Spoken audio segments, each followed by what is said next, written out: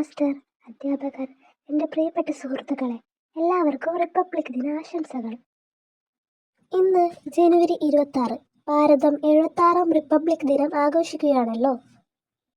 Indian ജനതയ്ക്ക് ഏറെ അഭിമാനിക്കാനുള്ള സുദിനം കൂടിയാണിന്ന്. India ഒരു റിപ്പബ്ലിക് രാജ്യമാണ്. ജനപ്രതിനിധികളെ ജനങ്ങൾ തന്നെ തിരഞ്ഞെടുക്കുന്നു. ജനങ്ങൾക്ക് പരമാധികാരമുള്ള രാഷ്ട്രീയ വ്യവസ്ഥ എന്നാണ് റിപ്പബ്ലിക് എന്ന പദം കൊണ്ട് അർത്ഥമാക്കുന്നത്. 1947 ആഗസ്റ്റ് 15 ഇന്ത്യ സ്വതന്ത്രമായെങ്കിലും ഭാരതം ഒരു പരമാധികാര രാഷ്ട്രമായത് 1950 ജനുവരി 26 അന്ന് തന്നെയാണ് നമ്മുടെ ഭരണഘടന നിലവിൽ വന്നത്. ഡോക്ടർ രാജേന്ദ്ര പ്രസാദ് ഇന്ത്യയുടെ ആദ്യ രാഷ്ട്രപതിയായി തിരഞ്ഞെടുക്കപ്പെട്ടു. ഇന്ത്യ ഭരണഘടനയുടെ ശില്പി എന്നറിയപ്പെടുന്ന ഡോക്ടർ BR അംബേദ്കറുടെ നേതൃത്വത്തിലുള്ള കമ്മിറ്റിയാണ് ഭരണഘടന എഴുതി തയ്യാറാക്കിയത്. ലോകത്തിലെ ഏറ്റവും വലിയ ഭരണഘടന ഇന്ത്യയുടേതാണ്.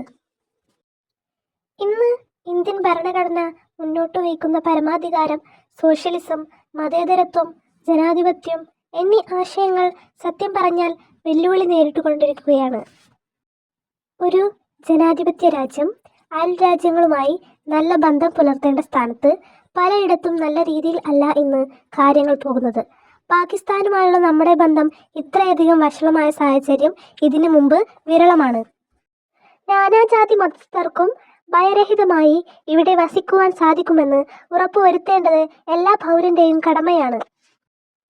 ഒരു ഭാഷയും ഒരു സംസ്കാരവും ഒരു ജനതയുമല്ല, മറിച്ച് പല ഭാഷകളും പല സംസ്കാരങ്ങളും പല ജനതകളുമാണ് ഇന്ത്യയുടെ സവിശേഷത. ജനാധിപത്യത്തിൻ്റെ മുഖമുദ്രയാണ് സ്വാതന്ത്ര്യം. ജീവനും അഭിപ്രായത്തിനും മതത്തിനുമൊക്കെയുള്ള സ്വാതന്ത്ര്യം നമ്മുടെ ഭരണഘടന ഉറപ്പുവരുത്തുന്നുണ്ട്.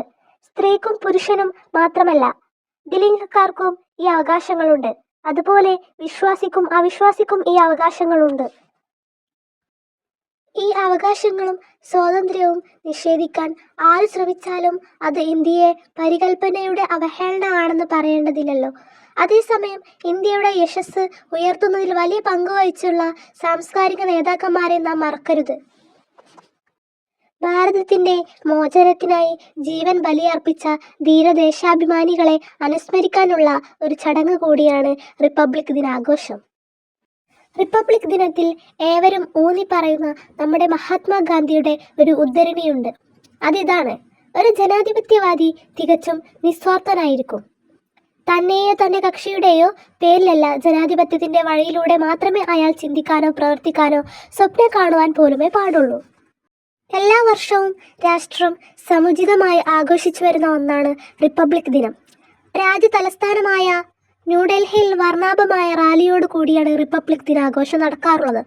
ഭാരതത്തിൻ്റെ ഐക്യവും അന്തസ്സും അഭിമാനവും ഈ റാലിയിലൂടെ വിളംബരം ചെയ്യപ്പെടുന്നു. സൈനിക ശക്തി തെളിയിക്കുന്നത് ഉൾപ്പെടെയുള്ള നിരവധി പ്രകടനങ്ങൾ റാലിയിൽ അരങ്ങേറാറുണ്ട്. റിപ്പബ്ലിക് ദിനാഘോഷം ഭാരതീയ സംസ്കാരത്തിൻ്റെ വൈവിധ്യവും ധന്യതയും ഉൾക്കൊള്ളുന്നതാണ്. നമ്മളെല്ലാവരും രാജ്യത്തിൻ്റെ ഐശ്വര്യത്തിനും വികസനത്തിനും വേണ്ടി പ്രയത്നിക്കേണ്ടതുണ്ട്. നമ്മുടെ രാജ്യത്തെ ഒരു മികച്ച രാജ്യമായി മാറ്റുവാൻ നമ്മൾ ഓരോരുത്തരും പരിശ്രമിക്കുമെന്ന് പ്രതിജ്ഞയെടുക്കാം.